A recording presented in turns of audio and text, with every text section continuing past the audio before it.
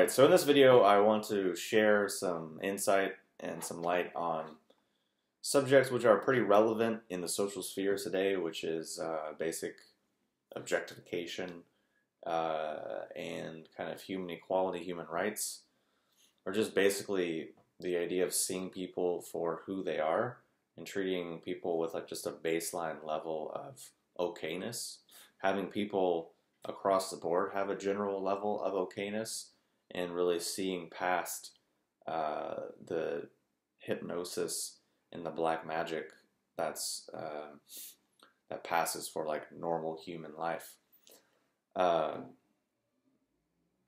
basically the profoundly diseased and fragmented modern psyche. So obviously the first thing people want to do when trying to save or help or fix or change things is, you know, go outside and you need movements, we need other people, we need to do all these things. Great, awesome, definitely do that, whatever, if that's what you're into. However, those things are only going to be so potent if at the same time we are still actually just objectifying ourselves and people around us all the time, which I could say with a high level of probability that's probably going to be the case because of a few things. Number one, that's actually just our cultural operating system, which defines the world in that way. Meaning, we are conditioned to believe that we are the result of either A, some kind of creator being who did some things, and then now we're here, but we're here kind of on purgatory, we're here on probation, we're here under certain conditions, under which if we meet those conditions, we will get love, we will get a reward, we'll get a cookie, we'll get a carrot, gluten-free, organic, vegan, local, obviously, or we will get punishment, we will get damnation, we will get all of these other things. That's script A. Script B says, well, we're here as a result of some blind creation event, i.e. the Big Bang, and everything else that's happening is just a reaction, a chain, a cause and effect of all of those billiard balls that hit originally.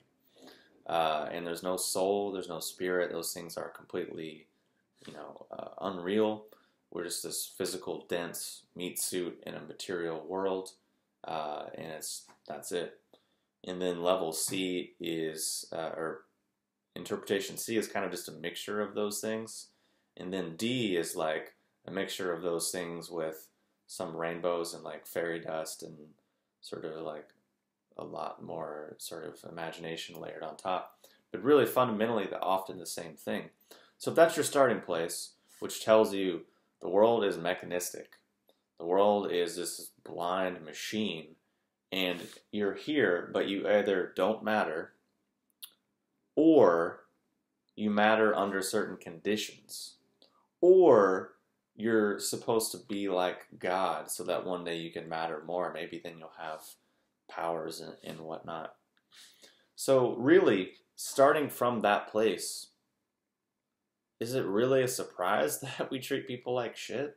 Is it really a surprise that we treat ourselves poorly? Is it really a surprise that we have a poor relationship with the environment and the planet? No, because that's the operating system that we're running.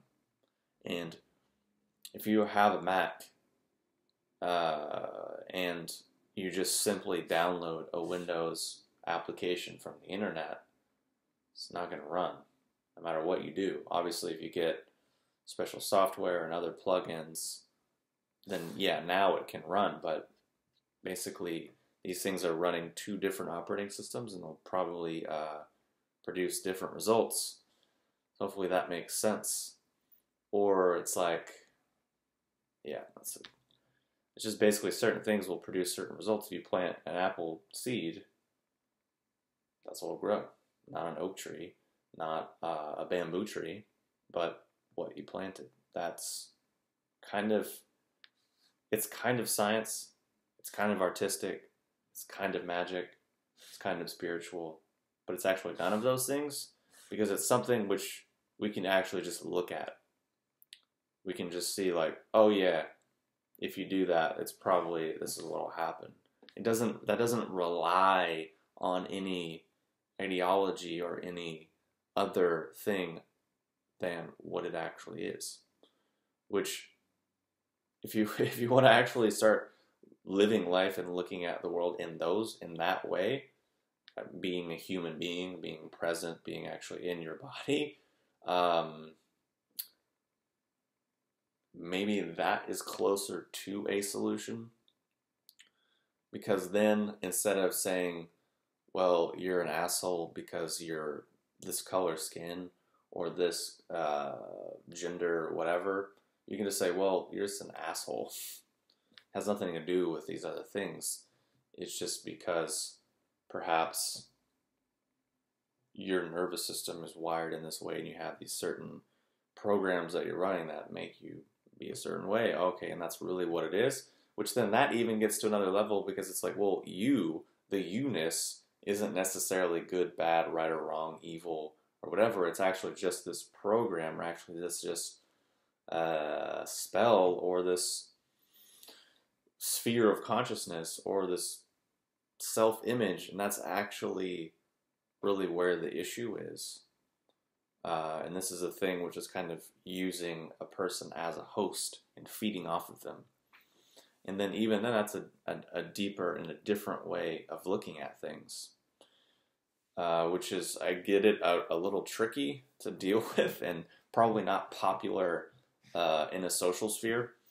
Because, for example, you know, I would say if a person has an issue or has some kind of problem in their life, I would say the vast majority of the time, if we tell them it's some sort of biochemical imbalance and they just need to like rely on these magic machines and take these magic white pills, they'll be like, okay, that makes total sense. Okay. If we say, well, it's because this chakra, it's because your heart chakra is not this, people will say, that makes sense. Check, sign me up. C, well, it's because your past life was this, and you were actually, you were an Egyptian, whatever, or a South American warlord, and that's why you have this problem. People are like, oh, okay. Or option D as well, it's actually just because you're a sinner, and, you were mean, and, like, now God's punishing you, so that's why you have this thing. People are like, yeah. So those four things, that's a lot of what is out in the world right now and what people are responding to. Why are they doing that? Well, it's because their fundamental formatting is those examples that I listed earlier. So if you have this foundation, you can only build certain things on that foundation. If you say to someone, well, actually, why you have this problem, or really what it is, because why you have the problem isn't like this separate thing, it's something that's like right now, right? Then you could say, well, maybe it's because you actually fundamentally believe you're garbage and you don't deserve anything, and you treat yourself like a dog, or you treat yourself like a meat suit, and that's why you have this problem. That's like, no one will hear you. No one will really connect with that, because the fundamental operating system is all of these layers between life, experience, and me. Meaning, if you want to experience life, well, you can't just do it. You got to go through all these things. You got to go through, the spiritual hierarchy. You got to go through the political hierarchy, whatever it is. Or if you want to grow a lemon tree, you have to do all of these magical things, and you have to understand the science and do this and do that, and da-da-da-da-da. Versus, you could have a basic understanding of being like, well, if I plant this here, is that even going to work? Or you could see through the objectification and say, well, okay, you're a lemon seed, you're a lemon tree, what do you like? Who are you? What is your nature? oh, your nature is this, likes this kind of environment, and this is what you're into, and this is what you need to really produce who you are, which is like a lemon tree. Well, you could either say, well, I live here, and that's completely impossible, so I will just perhaps find another option. Or you could say, well, I guess I'm going to have to move because where I'm at right now in this environment is not going to be what this tree wants or needs, so I need to like actually make some changes and move because I've decided this is worth it. Or you could do what a lot of people try to do and be like, well, you know what, lemon seed, fuck you. You know what? I don't care who you are. All I know is when I was 6 years old, I had lemonade and it was delicious. Or when I was 12 years old, I watched a commercial and now I know that lemonade is the best. So I need to have lemon trees. So I'm going to ignore everything else. I'm going to completely tune out everything else except these two little demonic, hypnotic things. And that's going to be my driving force. That's going to be what's going to make me do what I'm going to try to do. Even though life experience in the environment and who I am and what the lemon tree is completely contradicts all of that. I'm going to completely ignore that. And I'm just going to go ahead. But then I'm going to go ahead. But then it's not going to work. There's going to be problem. There's going to be disease, perhaps. There's going to be issues. Well, and then I'm going to need to call in the magic witch doctor. Then I'm going to call in the scientist. Then I'm going to need to call in all of these experts and authorities to fix this situation, even though everyone is completely ignoring the fact that what I am trying to do completely contradicts who I am, what the lemon seed is, and the environment of which we are both in. So let's not look at any of those things. Let's just push through with force and effort and magic and science, and then maybe that will fix it. So hopefully through that imagery and metaphor, it makes sense because I'm trying to describe the way in which a lot of us are operating in the world, and the process and the mechanics of objectification and these types of things, which are allegedly the subject of the video. But again, it's really confusing because, like, if I made a video about objectification and just said a bunch of shit that actually didn't matter, like, well, the reason why we're in the state that we're in right now on the planet, the reason why Donald Trump is president, the reason why you maybe have been objectified, these are the reasons. Well, there's a masculine-feminine imbalance on the planet right now, and we need to arise the divine feminine. Or, well, it's because humanity is at a tipping point of consciousness, and we need to evolve our consciousness to a certain degree, and if we don't, then we're all going to die and the world's going to end and that's it. Or I could say, well, it's because we're really a primate just evolving out of the swamps of Africa or wherever we came from. You know, we came from the trees and then we crawled and now we're up here. So it's really why we're is, because we're just apes and we're just trying to figure it out. Could say, well, it's because the Schumann resonance of the planet, the vibrational frequency of what the planet is, has been shifted based on our electromagnetic impulses, and now that's why the consciousness is the way it is. Or I could say, well, aliens are watching over us, and actually the aliens up here are battling and trying to decide good and bad and right and wrong, and they're watching us, but they're keeping an eye on us, but they're also interfering, and that's why the planet is the way it is. You could also say, well, the heart chakra of the planet, the heart chakra of humanity just needs to be healed, so we need to pray, we need to worship, we need to do mantras, we need to wear like mala beads, and we need to burn incense, and we can maybe heal the heart chakra of humanity and the earth. And if we just hold these highest intentions, we just hold these highest vibrations, then maybe we can do it. And I could keep going with examples for probably at least an hour, but hopefully through these examples it makes sense. that I'm making fun of all of them because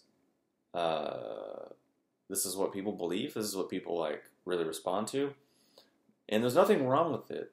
I'm not saying it's you should or shouldn't do it. What I'm saying is missing is that none of that is actually here.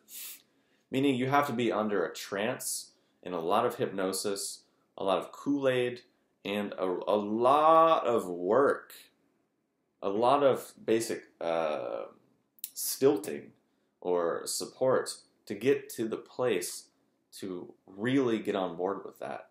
And even then, the foundation is very shaky. The foundation is very weak because it's actually not true. It's actually not what's happening here in reality on the planet, on Earth, as human beings. It's the same thing as the imagery and the metaphor that I explained earlier. And the issue is that it's not really actionable or tangible in a non-disassociated way. Because all of the examples that I've listed are all inherently schizoid and disassociated because they are contingent and relying upon trance, hypnosis, and sorcery and black magic, basically. So it's probably not going to be really all that useful because functionally it's also just taking our energy or our chi and sort of putting it in all these little boxes and tying it in all these little knots.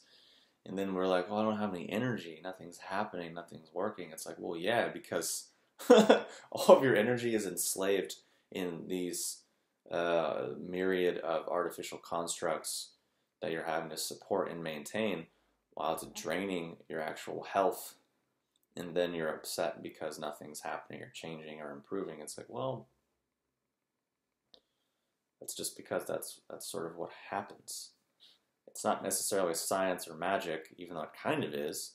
Like, I mean, I might plant a seed in the ground. I might eat food. And in some ways, I could explain a little bit of it scientifically or magically or spiritually, but it's actually a lot bigger than all of those really small constructs. Because I can explain chemically, how something grows, but ultimately, what's the thing behind it that's giving it the life in the first place that's making it grow? Oh, it's God. Oh, it's spirit. What the fuck is that? Well, it's exactly. So, a lot of that is just unnecessary as well because it is something that if we say, well, wait, let me investigate my own experience. Let me investigate what is happening actually in my life. And then these things can start to arise. It doesn't necessarily rely on special methods or intelligence or magic or sorcery. You can just be like, wait, what's that? Let me just like pay attention to like what's happening here. And then through time, perhaps that muscle can get stronger and pay attention to more and be like, oh, wait, oh, this is what's happening. I didn't see it before. Now I see it. Okay. And that's called growth. That's called being alive. That's called, being a human. So yeah, I guess now I kind of just want to share a few examples of some more concrete mechanics of objectification and psychic dildoism. Share them from my own life. Share examples that I have related to and seen, and then hopefully you can be like, oh, I see the mechanics, I see how that works, or I see how I do that to myself and other people. Okay. One thing I've seen a lot is just starting from the beginning of being a kid, and then in some ways being like an object for my family or for my parents, being like, look at this thing I have.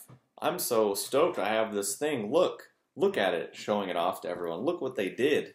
And there's obviously the thing that adults do at work, which is brag about their kids. Well, Johnny got straight A's, and he's gonna be quarterback of the varsity team, and hopefully he's gonna be able to get into a Division A school, and then person B comes in. Oh yeah, well George, George, he got a 4.0.2. He got like beyond straight A's, and he was quarterback, but he was also like star point guard and valedictorian and all these things. And he's going Ivy League for sure. Like he's already got offers. And then everyone's like, "Oh yeah? Well, my dick is bigger than yours." "Oh yeah? Well, might not be bigger, but I can last longer." "Oh yeah? Well, I can't do any of those things, but I've been with more women." "Oh yeah? But I got a Ferrari." "Oh yeah?" And it's just this like, da-da-da-da-da. And I'm making fun of that, but it's like you go to spiritual events too, and it's like the same mechanics. Like, "Oh yeah? I went and studied this retreat with this healer and had this experience." "Oh yeah? Well, I went to here." "Oh yeah? Well, my guru and my shaman and my teacher, they're authentic. They're ancient. They're of a traditional lineage. And it's this." And then, "Oh yeah? Well, mine's even more traditional." And this actually isn't a new thing. There's a concept in kind of Chinese which is called gu, which is like, there's, for example, instruments called gu zheng and gu qian. Gu just kind of means like old, ancient, traditional, and it's kind of the thing. It's like the more gu your thing is, like the better it is, or the weirder it is. It's like not a new thing. So one example. Another example is, for example, let's say, I have this YouTube channel, loads of videos, right? And what I've really noticed, and what's really confusing, and also you may have noticed that I'm like, I don't care what you think, or I don't care like if you like it or don't like it. This is why I have arrived at that position, because there's really no other position to take because of these reasons. Number one is obviously, yeah, I do care to a degree because I like people and hopefully things are helpful and like whatever, but that's not really necessarily under my control or jurisdiction, so that's kind of off the table. So what I realized over years is I make a video or put out some content. People are like, one hand, "Oh, I really don't like that. I don't like you. I'm upset." And then say, "Well, why?" 99% of the time, they are upset or disagreeing with things that I didn't even say, didn't even imply, and were completely actually opposite of what I was even trying to get at. That's the majority of the time. And then sometimes there are people who just are calmly being like, "You know what? It's not my thing. It's not for me." And that's totally awesome. If someone's right. People might really, really be into their thing, and here I am making fun of it or talking about the limitations and whatever, and I'd be like, "You know what? Whatever. I just don't really care." Great. That's fine. You shouldn't. If you don't care, then you shouldn't care, and you shouldn't waste your time doing things and listening to things that you don't like. So, yeah. So that's one side. The other side is people like, "Oh, I really liked that. It was really awesome. I really like you, blah, blah, blah, blah, blah." And then I'm like, "Okay, well, why? Tell me about it." And then the same thing happens. A lot of times what they like wasn't even necessarily what I said. Wasn't really what I meant. Wasn't maybe even in the thing. But maybe it just kind of reminded them of a thing which they had already liked, or some projection or image that they had, and then that came in and like, "Oh, yay." So then it's like, okay. But then also too, in that there are sometimes people who are like, "You know what? This is what you said, and then this reminded me of this, or I felt this way, or inside, or whatever," and that's actually like on the same thread of what I was really trying to get across. And it's like, "Oh, cool, that's awesome." Like, cool. It's like a really cool thing in life that that can happen, and it's something that person is choosing and deciding to do. It has really nothing to do with me past a certain point. So for those reasons, how can I really care what people say or think when 99% of the time they're not necessarily even hearing or responding to what I'm actually saying, but more so their own projection images? Which is, I'm not saying there's anything wrong with it. It's not good or bad. It's just kind of what people do. It's kind of how we function. And ideally, over time, we're able to sort of break those things down. Why is that relevant now? Why is it relevant to this video? Well, because in conversation and seeing people and listening to things, how often are we actually hearing what they are saying? how often are we seeing what they are saying versus just allowing it to send us off in hypnosis or trance or some kind of spell? That's kind of an important thing to really look at, especially in the world that we live in, which is so rife with propaganda and people trying to get our attention. So it's useful for those reasons. Another reason is that, for example, let's say within a dating context, on one hand, maybe I already shared this example. I think maybe I already did. Where it's just like really confusing to me because, you know, I live in a progressive, liberal part of the country, right? And I've dated feminists, or not dated, but met a lot of feminists, right? And what's always really confusing to me is like, they're like, oh yeah, you know, the way media portrays women is bad. It objectifies them, it does this, it does that. It presents a one-dimensional, really limited view, which creates weird images that everyone expects the person to fill in, and then they don't, and then it's this whole milieu of confusion. So obviously I'm like, yeah, that's pretty fucked up. Like, I agree. Yet they turn around and do the same thing to me. And I'm like really confused because I'm like, well, your whole identity is wrapped up around this ism, and you're trying to react to this thing and make change, but you're still fundamentally doing what you're trying to get away from. And it's like, what? I just don't, it's confusing. So that is actually quite common. Some examples. Just basically, I don't really feel like talking about this shit anymore. Because basically, if we're really listening, I could list a bunch of examples, but really what I'm saying is just frustration. Frustration and annoyance. So I'll just say that rather than wasting 45 minutes of potentially entertaining but also annoying stories. But really bringing it back to this channel and this endeavor, whatever, is people will objectify me and think, oh, he's like a healer. He's like gonna fix me. And then, you know, which I mean, yeah, I'm down to offer advice and solutions and information to people, obviously.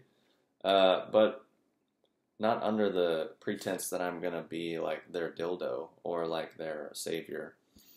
Or emotionally or energetically responsible for their stuff. It's just, no. And really why I'm saying that is because this actually does happen quite often.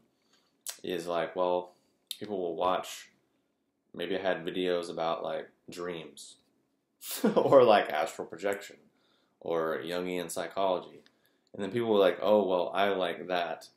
So I'm going to basically assume that he is basically this kind of person or only in this type of way because he talked about this thing at one point. But then we really don't see the rest of what an actual person is. Or for example, I have videos about tonic herbs. And then people are just like, get only on that thing and be like, the herb guy, yeah, he likes herbs. It's like, well, really what I like is feeling good, actually being alive, being inspired, being creative, having connection. That's what I actually like because those are actually human qualities. Being a healer, it's not really a human quality. Being a Jungian person or a dream person or an herb guy, it's not really like human things that people are. Those are just kind of self-images that we made up in really limited definitions of what a person is. Whereas these things which I'm talking about are actually like feeling qualities which are universal, which we all can be like, you know what, I do kind of also want to feel alive, more inspired, more clear, more calm. Right. But the confusing thing is the more like clearly defined universal things that you universal or human things that you talk about, the less people hear you. But the more generic, non-specific, sort of trance-based things, people will really latch on board with that. From the examples that I gave earlier, making fun of why the Earth is the way it is, which is really quite confusing. Or is it because it's really revealing the operating system that's in place and really revealing the level of objectification that a person has towards themselves? Because, yeah, we can get mad at society, but really if we're treating ourselves like shit all the time, what do you expect? If you take 1 million people who all pretty much abuse themselves and treat themselves like shit, and you put them together and have them relate to each other, what do you think is going to happen? If I fundamentally don't like myself and think I'm worth this much, how well am I going to be able to treat you? How much am I going to be able to listen and hear you and actually see you for who you are? Probably at this level, but actually probably a bit lower, because we all can't operate at 100% all the time. So, yeah, it sounds like a lot, but it's actually quite simple when we come down to it. And I guess in some ways I've shielded criticism from a handful of women who have put me on a cross, and other, I guess, dudes on YouTube that have tried to crucify me, and for basically saying like, well, you're making these long-winded rants about yourself disguised as self-help videos. Well, no, because self-help is not really a thing, and I'm pretty clearly laying this all out there. And also, yeah, I am also a human being. I'm sorry that, just to pause, I'm saying this story because it encompasses and illustrates the objectification and the dehumanization, kind of the psychic violence and abuse that I've been sort of talking about for the last half an hour. That's why I'm talking about it. So it's basically like, oh, what people are saying when they come at it from this way is like, well, I'm actually, or you're supposed to be this kind of like person above A, B, and C. I mean, you can't really have feelings. You can't be a person. There's no room for you.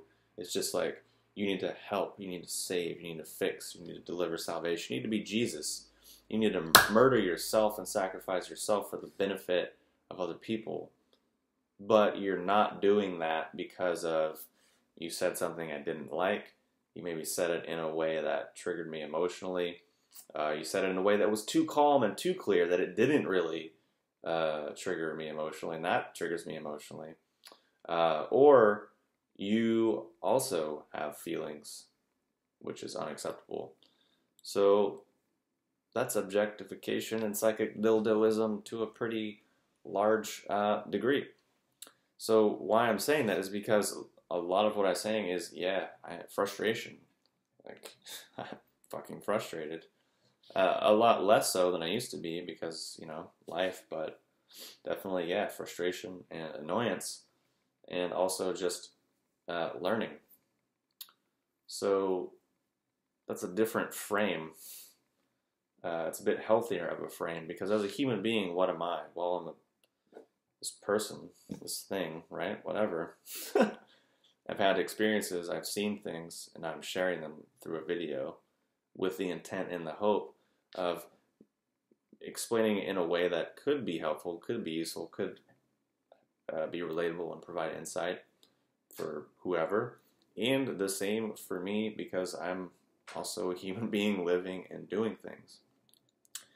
And then if I don't really care if you like it or don't like it, agree or disagree, it's because of the reasons that I defined earlier, which is the majority of the time people are just responding to their own existing stuff, which is not always necessarily even related to what I'm even saying.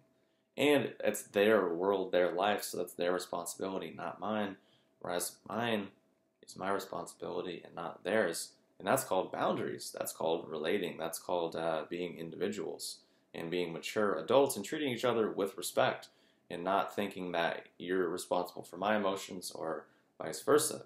So when I say I don't really care, that's kind of what I mean. I'm not being mean. I'm not being unkind. I'm actually just saying, like, you're an adult. You're a human being. Your experience is your experience, and you have the right to do whatever you want. And I also have the right to not want to hear you act like a child or try to put me on a cross or villainize me for some reason that you invented in your head. Or at the same time, I have the right to not care if you want to put me on a pedestal or try to feed me some compliment shit sandwich. It's like, oh my god, you're so great, you're amazing, here's some shit for you to eat. It's like, ugh, I don't know. Like, it's not what this is about. We can say out here, okay, well, there's these concepts and these things and these processes or whatever in life that we're all a part of as human beings. Okay, well, this can do this, this, and this. Oh, okay, well, that's a different conversation, which is actually more healthy and respectful than a lot of the other codependent nonsense, which is out in the world today as communication or healing or dialogue or whatever we might call it. And then it's also, too, I guess another reason, which is a little bit meaner for me, not necessarily always caring what people have to say, is like, okay, if I've put 15 years or something of pretty dedicated study into a thing or into developing a certain thing, and then someone comes along and has put in an hour. Maybe they took mushrooms. Maybe they just took ayahuasca. Maybe they smoked a little bit of weed, listened to Bob Marley, listened to some, like, I can't remember that political rapper. Or maybe they just, like, read a Deepak Chopra book. And all of a sudden, they're criticizing me or saying I'm wrong. It's like, wait, I'm supposed to listen to you because 15 years and whatever dollar amount of investment versus, like, a couple hours of, like, drug-induced whatever, I'm supposed to be like, oh, you're right, everyone wins. Like, no.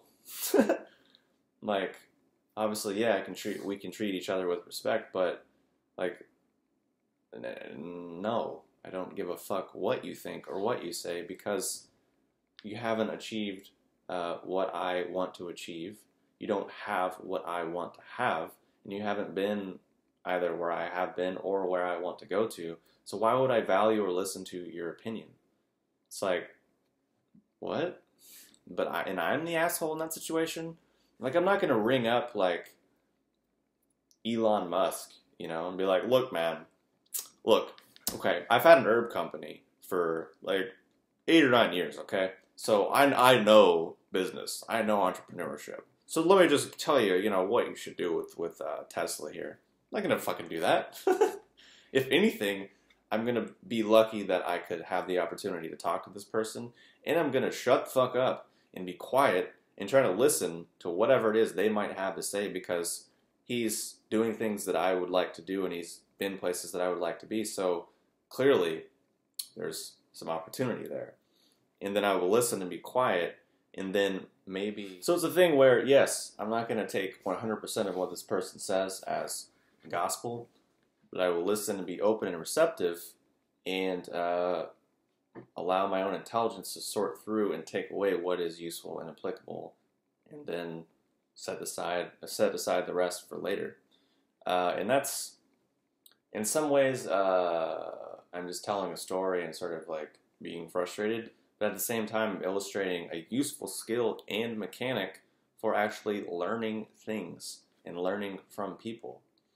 And it's not to say that necessarily you can only listen to billionaires, but it's also just an attitude of being with people and being able to actually listen and sort through what may or may not be there. Because, you know, you can learn a ton from anyone if you actually listen. You can learn from their life experience, and I highly recommend doing that because that's smart. If you can learn from other people's mistakes, and learn from other people's stupidity and perhaps avoid a bit of that in your own life, that's great. That would be like fantastic, wouldn't it? I mean, yes. So in some ways, it does just sound like maybe I am complaining, which sure, but I'm doing it in a way that to hopefully illustrate a certain point and also illustrate maybe 5 or 6 points at the same time, because that's what I felt like doing, because it's my YouTube channel, my YouTube video, and if you don't like it, you don't have to watch it. It's kind of just simple. So yeah, that's pretty much all I want to say about boundaries and objectification and using people like psychic dildos within moving towards having, more awareness and a deeper sense of connection to ourselves and the world around us, because maybe we want to feel more alive, maybe we want to feel more inspired, maybe we want to be smarter, maybe we want to be more intelligent, maybe we want to be happier. Well, those are some ways in which we may be able to do that, or at least minimize the things which are taking away from us experiencing those in the first place. So hopefully this video has been helpful, and I'll talk to you soon.